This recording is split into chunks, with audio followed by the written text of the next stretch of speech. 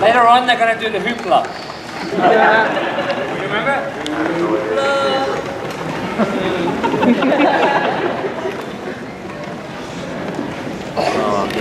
I got caught.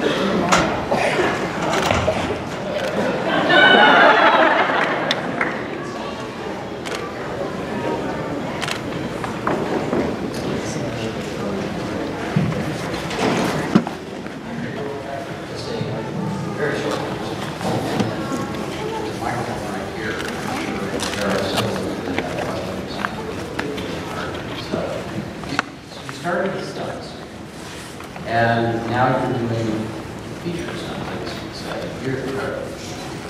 There's a lot of masks.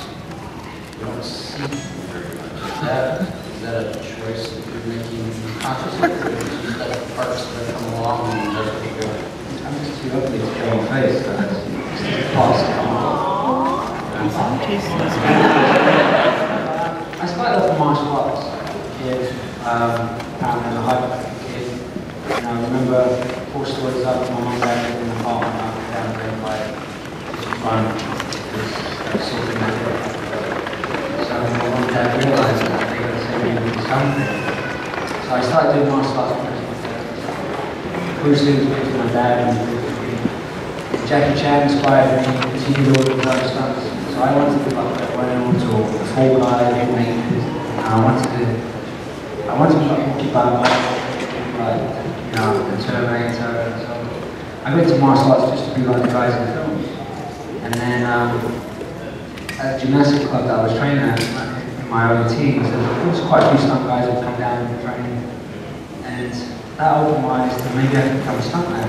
And maybe if I just do stunts, I'll get into films. You know, maybe I'll get recognised. Cool. So my first movie was Mortal Kombat Annihilation. And I wasn't stunts on that, but I got to work very closely and learn a lot about stunts.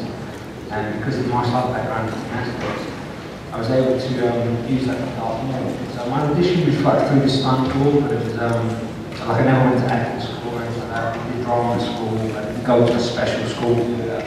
My lessons were from films, watching stuff on the movies, and I was very, very comfortable being on set. Just something I wanted to do, magical.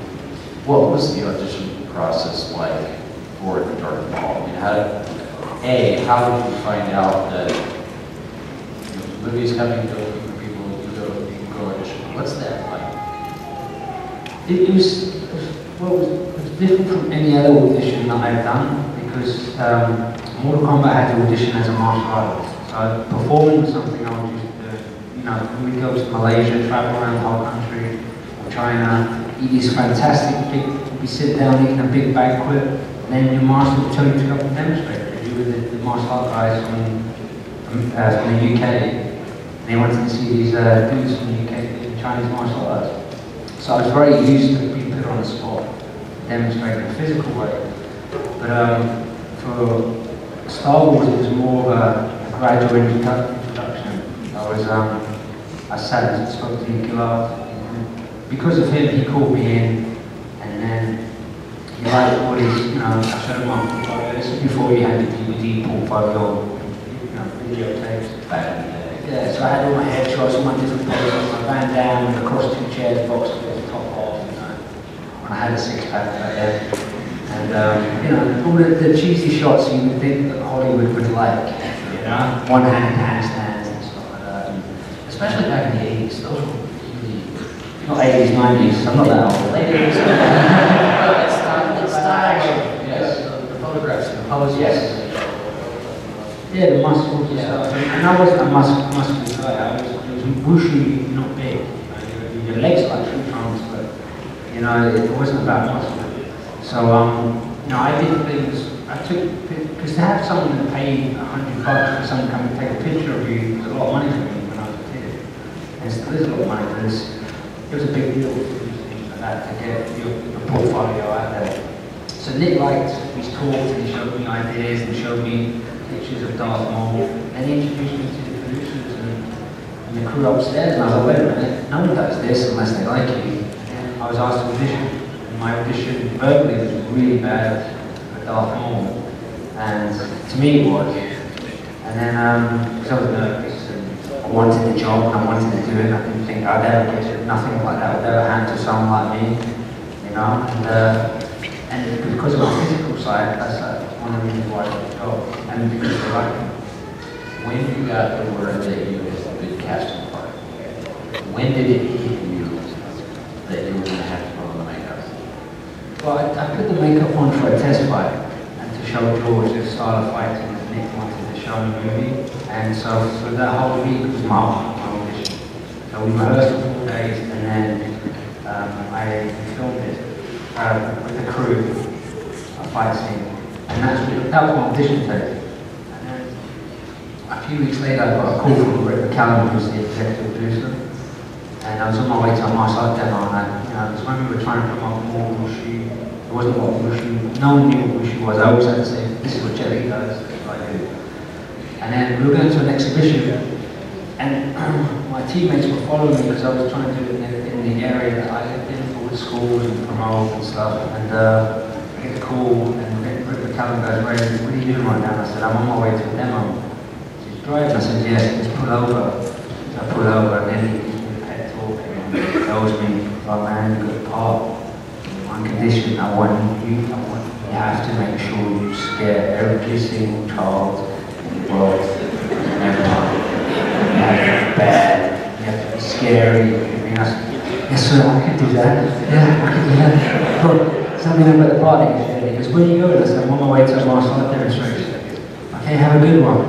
And you know, like when someone is giving you a special power, I don't know, you've all had a real good, I don't know, you've done something, come off a roller coaster ride, or done something that you wouldn't normally do, you've got this surge of energy. I had that energy for about half an hour because he told me, this is the biggest secret you're ever going to keep, you're not allowed to tell anyone, like your mum and dad. So I'm on my way to the demonstration with my teammates in the cars behind me. And normally doing a wushu demo or a form, a routine, takes about a minute 20, but it's the longest, it's the hardest minute 20. I did like 5 routines back to back. I mean, I performed the best performance I've ever performed because of the news that I was given, and no one knew it. You know, it's like the best, it's like winning the lottery. If you ever imagine how you would be winning the lottery, that's how I felt. And I will never forget that day. Like, I found like, unstoppable energy. Like I was doing head springs, bouncing off my head, running on walls, flipping this, flipping that. You know, I really enjoyed it because I just got something I never thought in a million years I'd get. Now you said something earlier about $100 to get a lot of money from talking about programs, and you said it's still a lot. The success that you had as Star Wars and G.I. Joe and Mortal Kombat, how has that changed your perspective on just living life as Ray Park? What's different for you? What's better for you? What's changed? Everything changes every day and every week, you know. I was on a path to doing something I was going to do anyway, like regardless if I was in film or not, I was going to succeed in martial arts. And I was either going to be very successful in martial arts. Only to me I would be successful because I'd be fulfilling what I want to do. And I didn't go the route that I wanted to go, but I'm very lucky and blessed to get the opportunity that I've got. But there's still a passion in me to go off and just hide away in the woods and be snake eyes for real and hunt and be a monk, not talk to anyone for 2 months. I haven't those fantasies, you know, like to just sit there and I come back to superpowers, you know. Because, I don't know, it's something that I used to do as a kid, like, I couldn't afford to do it, so I could save up, I go to Malaysia, I train for 6 months, come back, compete. So my life was 6 or 7 years, just training, competing. So getting to where I'm at is really nice, but it's sort of like, sometimes to me it feels like it stops me from the stuff that I wanted to do. But life changes, so you've got to accept that. So do you consider yourself then a martial artist first and an actor? Yeah, I'm a martial artist. Right. Does that change your approach to acting? I mean, what skills, you know, as far as like mental exercises do you pull from martial arts to prepare for an acting role?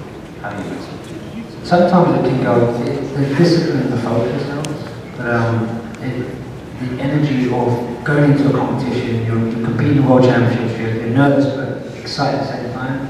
That energy can get you through win championships, but the same energy can actually make you really nervous and audition.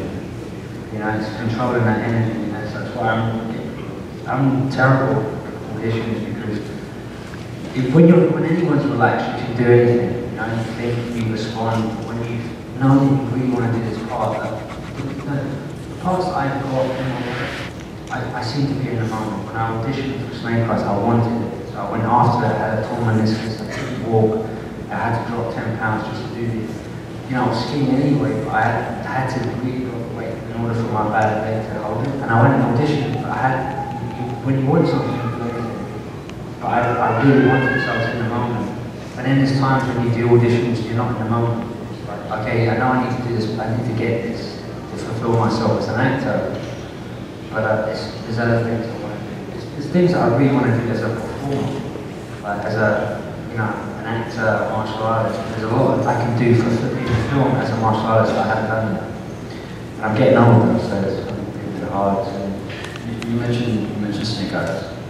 The reviews for the new G.I. Joe are saying that it's really a lot different from the first G.I. Joe film. What was the environment like when you were shooting the second one as compared to the first one? They were both great for me. They were both fantastic. I'm on G.I. Joe, and I was like, wow, I'm playing Snake Eyes. You know? I'm working with people that I looked at and wondered whether they'd like to work with, and now I'm working with them. Like, what's that like? It doesn't matter, it's all action. Yeah, there's in between the lines as well. You know, Snake, he's not like, okay, you're on, and stop moving. I'm always doing something in Snake Eyes. Whether someone else is talking or someone's describing, I'm like 10 steps ahead. Like, I'm trying to, that's what the martial arts comes out. You know, because you're observing, you're looking, watching. Okay, if there was a real Cobra Commander over there, if there was people trying to kill me over here, what would I be doing? So it's just, it all becomes my body. You know? It's just, when you put the suit on, it just happens naturally. It's like a magic power. It's like putting a cape on. Come on, you guys know it is. Come on, who doesn't feel like they got superpowers when they put something? But they you know, it's something different, isn't it? Get them tingle, you know?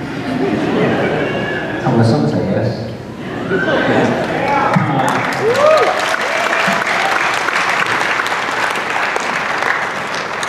Okay, if you guys want to start lining up at the microphone and you guys have questions. Did you study pantomime at all for Snake Eyes, or did you just do the martial arts? I'm just a big goofy kid. You know, I grew up with G.I. Joe. I'm you know, 80s baby. So I grew up with He-Man, Thundercats, Mask, G.I. Joe, She-Ra, Gummy Bear, Smash. Now I got that far. Do you know why I wouldn't admit to that out loud. My daughter watches, that's what I did. But Gummy Bears, because they took a gummy bear, and whenever that special potion they took, a naked jump. And it was on every Sunday. You know? So after paper round on a Sunday morning, it was on TV, Gummy Bears. Gummy Bears, the Gummy Bears. I used to think, wow, you can jump so high. This was when I was about 10 years old. Just, you know, when you're trying to find yourself as a martial artist, you're trying to, you know, I wish I had those special powers. I wish I was like the black belts in my class that could kick really high. And I'm still goofy, like, trying to copy Bruce Lee. You know, and it's like, those times I was like, I wonder what that would be like. And here I am, doing it forever. Like, we're all pretending. It's good to pretend. Dress up and pretend to be a superhero. So, let's start with questions. Two questions. First one, after Rise of Cobra came out, you helped out with a limited edition Snake Eyes ComicCon. yep. How was the transition to character from the movie to the comic? Was it a big problem? And the second question I had was, can you give us a demonstration of your work before you do the panel today? I don't know. See, how much money do you have?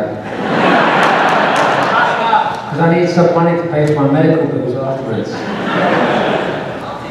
Maybe. I'm joking. I'm like a monkey, put the hat out and I do it. I used to perform on the streets. We have plenty of fezzes around.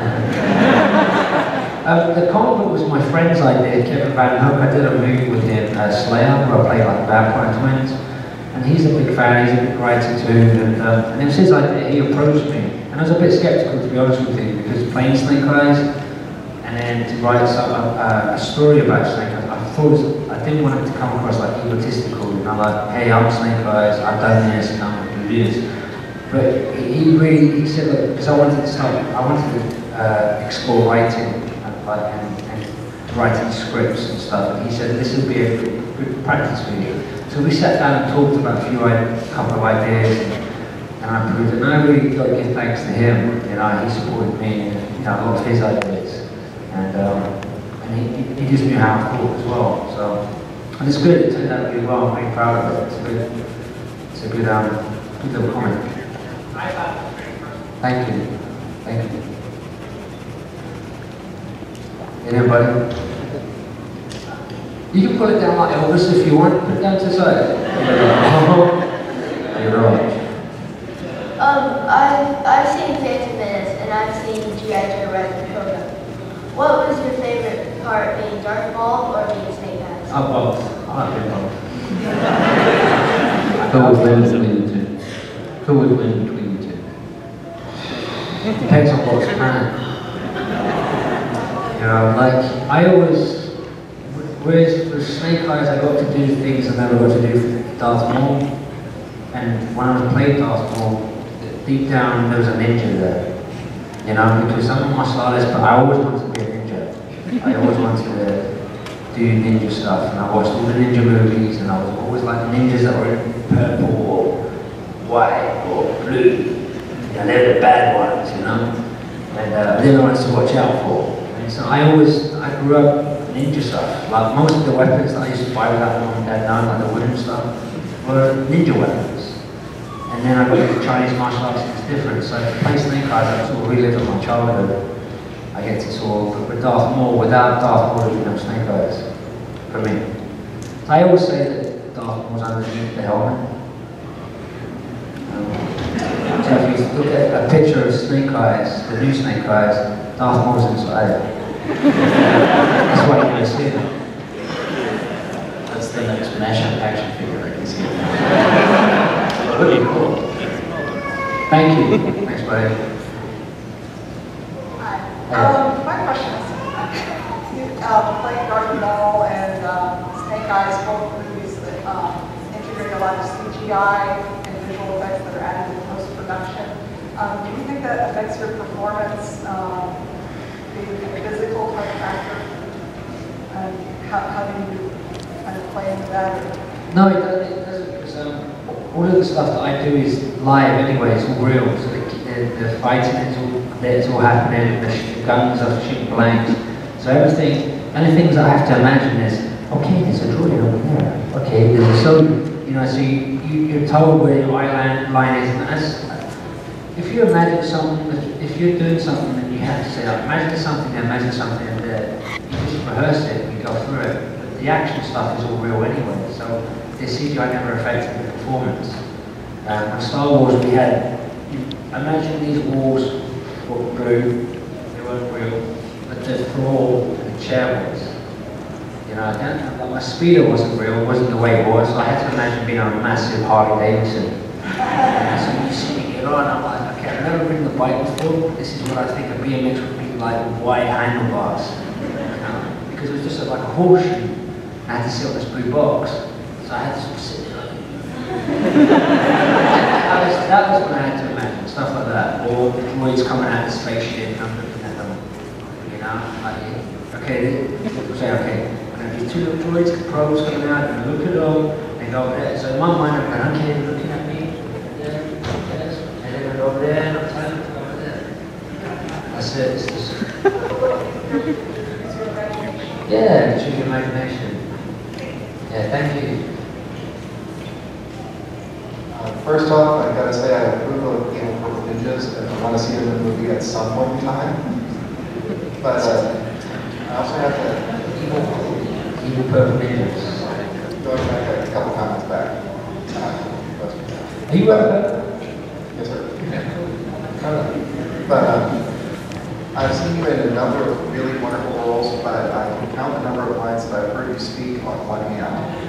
What are the odds of there being a role where we get to hear that wonderful voice? Oh, thank you. I don't know. I did a movie called King of Fighters where I spoke a little bit. I just sometimes it's not like I'm scared of it or I shy away from it. Like I'm nervous when I get offered parts. I look at how much dialogue I have to speak and how much action and when I'm getting killed off. You know? I haven't sort of done. I don't read the script first. I go, okay, well, when do I get killed off? Or if I, hey, wait, do you want to audition for a TV show? I'm like, okay, how many episodes am I in? Oh, I'm getting killed off. And I'm the bad guy. And I got offered one. Okay, we've got these two roles. One's a good guy, one's a bad guy. The good guy's comedic, not as much action, and the bad guy, So I went for the good guy because I had an injury, and I thought, I'll go for the good guy because I'll do a bit of comedy, and it'll turn out to be more action anyway. But no, they wanted me to be the bad guy.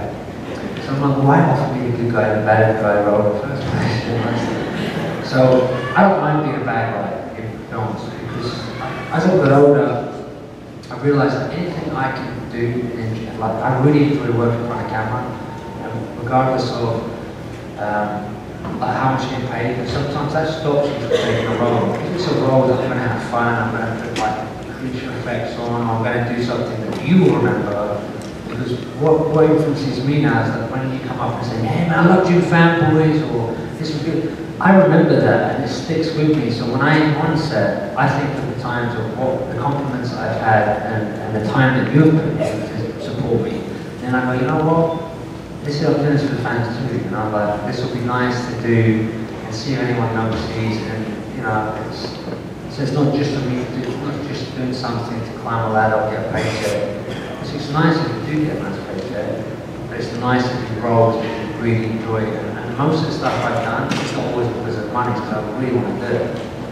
You know, and that's where sometimes I get in the way of everything. You know, so I actually like performing. I do it for free at home. You know, I do it in front of my kids all the time.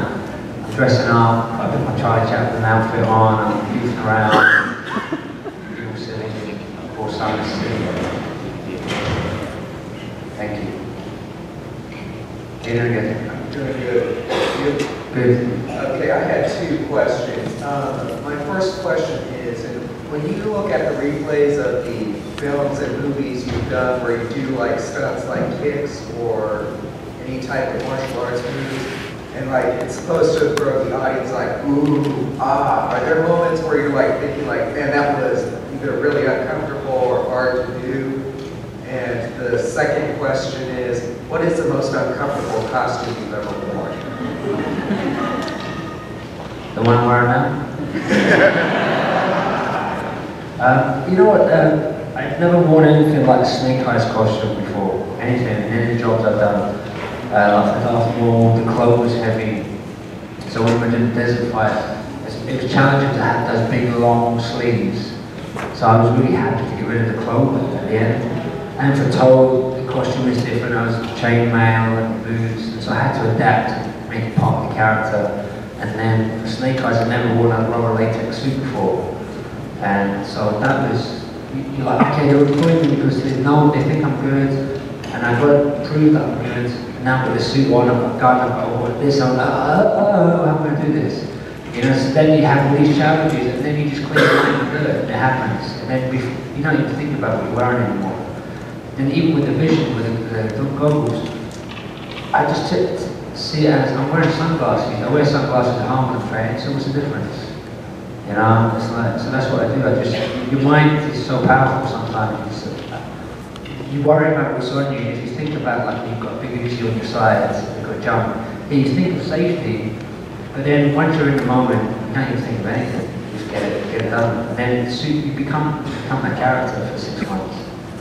So there is challenges. It's not like, I always remember my senior gymnast or black belts would say to me, or other stuntmen, Yeah, it's all good being in the gym with your shorts and your top off and you're bouncing around doing double somersaults around the wall. You put your sneakers on, you put your jeans on, you put your shirt on, you do the same thing. And I thought about that. So I sort of went out of my way to just test myself now and again when I was younger in like a car park. You know, get out of my car and I says, see if I can do a butterfly twist on my jeans. You know, fall in my face. Okay. You know? It's just like, that's what we have the rehearsal time too to figure it out. So I really take my hat off to a lot of stunt people, you know, who do a lot of this work and challenging and, you know, make a lot of actors look really cool, you know, and actors and directors and stuff, but, you know, stunt guys are like, they're in there, the action guys. Thank you. Does that suit, first thing is, does that suit move easily? I mean, it's taking forever. How does that affect? The first one, yeah, it affects even the way you perform. You know, so you just, in the first movie, I had a test suit to wear before shooting, and I would take my camera in and ask the guys to film me, you know, so I can watch my movements. And then I go home and go, okay, what felt good and what I think is cool, and then I'll look at myself and then I'll change it for the suit. You know, I want to show off the suit the best way. And the second one is I just made it good. And they were great designs. I liked the second suit. Both suits were great. And if I would be simple with Darth Maul or Toad? Ooh, that's a good one. Good one. Never had that question before. Who do you think? I want to think.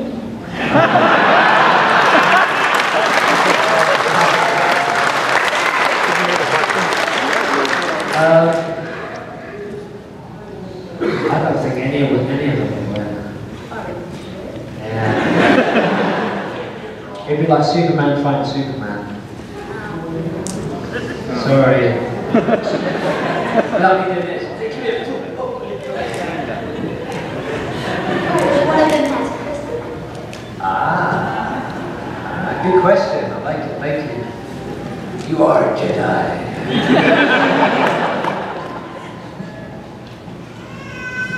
He's about to sing, so watch out everyone. Hold on. We got a performer. I'm joking. After that, no way. No way to talk about it. Here you go. You're nervous, happy to question would be, there's a lot of movies that are being made now. Some have suits, some don't, some are remakes, some are really good, some are not.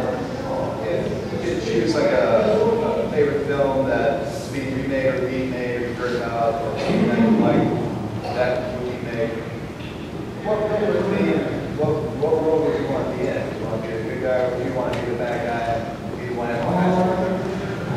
I'm the fat guy in donuts.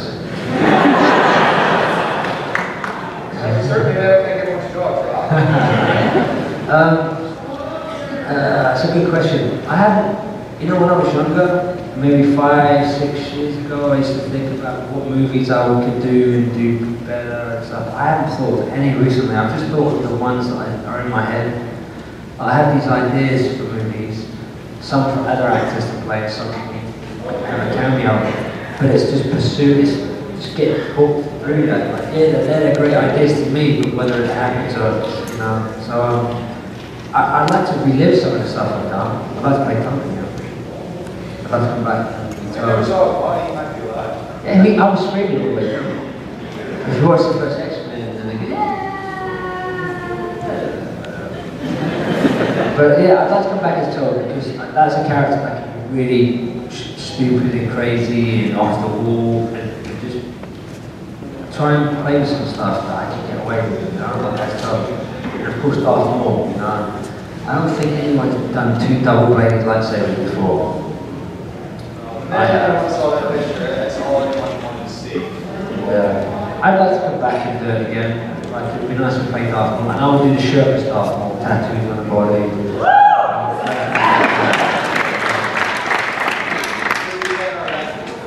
Sorry? Yeah, you know, it's the fan art that's inspired me to sort of relive that. But it is because of the fans that the characters still live. You know? And then you see the cyborg legs and stuff, it's because of everyone, you know, wants to be, it's really for the fans, you know, and so yeah, I'd like to, of course I want to do Snake Eyes again, and you know, I'd like to do something, I'd like to do some comedy, but not like comedy, like I tell a joke, I'm funny, I want to make fun of myself, like, it says like, use the ability that I have in a funny way. You know, like, not like a Jackie Chan. I don't know, something comes to me. Like something where it's like, whoa, that's amazing, but you're really funny. That actually sounds like it could be a Geek and Sundry series. Get through with the weekend. Oh yeah? An evening with Ray Park. Thank you. I'll give Tony credit, so far as I know, he's the only guy in cinema who ever stopped the road after its tracks without having some power. Just with these big old slime. Thank you. I just wanted to say a comment before my question. One of my first sci-fi memories, because I was raised in a big sci-fi house, was going to see Phantom Menace in theaters premiere night. My parents took me out of school that day, didn't go to school the next day.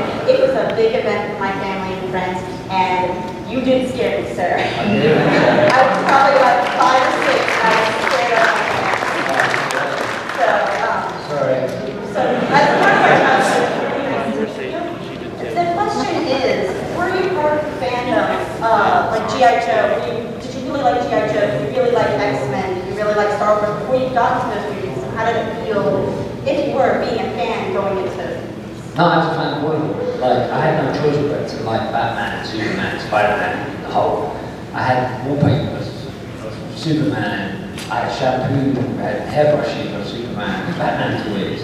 I had, back in England, my dad was a kid, apparently I was spoiled, but I think he was just reliving his childhood. My dad was 19 when he had me, so he would have been about 21 when I was 4 or 5. So I remember having a cast iron Batman was shot out and rockets in the back, and Action Man, and Eagle Eye, and then became Action Force, and G.I. Joe, and like my brother had that, and Star Wars. My brother was into the Star Wars toys. I was about 9 years old. But yeah, Thundercats, watched the cartoons. I was more of a cartoon. I looked through comics, but I used to read the comics as little reading as possible. I just wanted to look at pictures. You know, I didn't want to read. So that's why you liked action, because there was no, there's just power. Yeah, I just see, you know, reading. Like, I was in the cartoons a lot, and we had 3 or 4 channels at home. But like those channels playing Thundercats, He-Man, and Jason, Warriors, whatever it is, and Mask.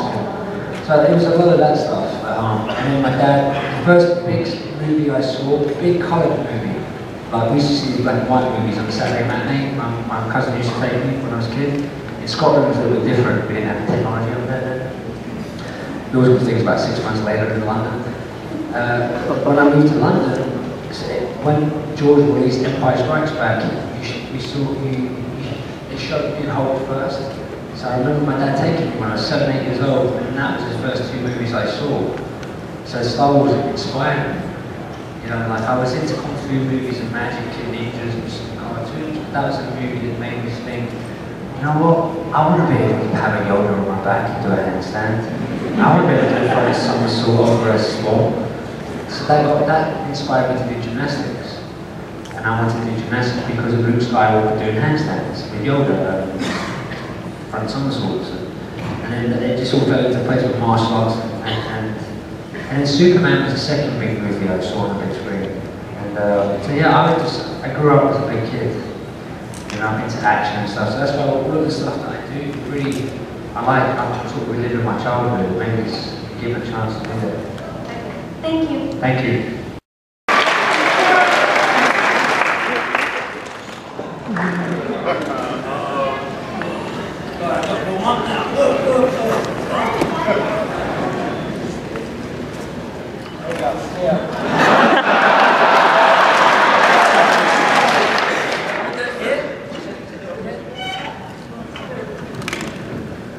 I'll tell you what, I'm going to show Andy back some stuff. How about that? Andy, come up on stage. Come up on stage. This is the way.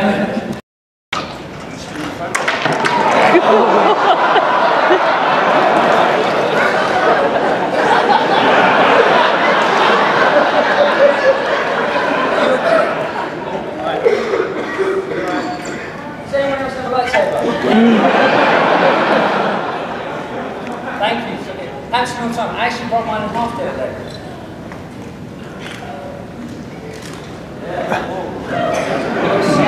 Sith Lords of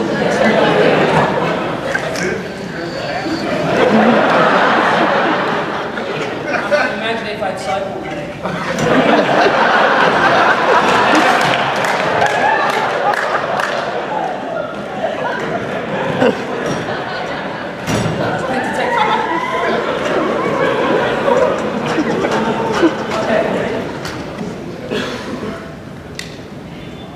So light. Wait. Can you do it about 1,000 times? When your right arm becomes like Popeye's, on the other side, your left arm like Popeye's. Okay. Which side do you like doing better?